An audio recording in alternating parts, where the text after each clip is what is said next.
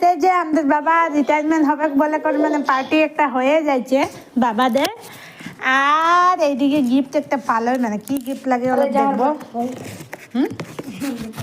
বেটা আমার তো বহুত দেখলো বেটা, ও বড়িয়া বড়িয়া গিফট পাইছে রে।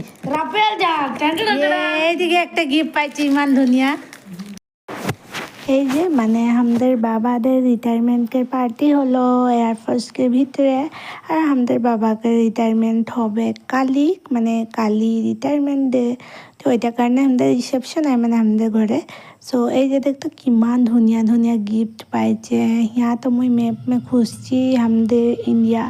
তো এই যে আমাদের ইন্ডিয়া मैं দেখে পাই গেলি আর আমাকে বহুত ভালো লাগলো। আর এই যে আমাদের আয়ান্স भी খেলতে লাগে গেলে, মানে আয়ান্সকে भी খুব ভালো লাগছে। ও বল বল বলছে, বো বো বলে করে বলছে, মানে বলকে ও বো বলে। তার পিছে এই যে ইমান ধুনিয়া লাগলো মোকে জাহাজটা দেখে করে বিয়ার।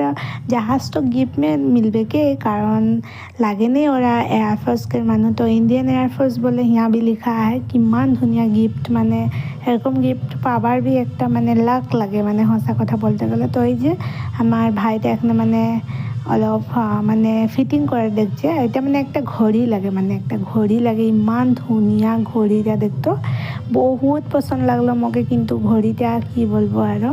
তার পিছে গায়ে সেই যে আমাদের ভাইয়ার সঙ্গে আমি মানে মিলে, মানে আমার ভাইকে আমি আমার ভাইয়া বলি।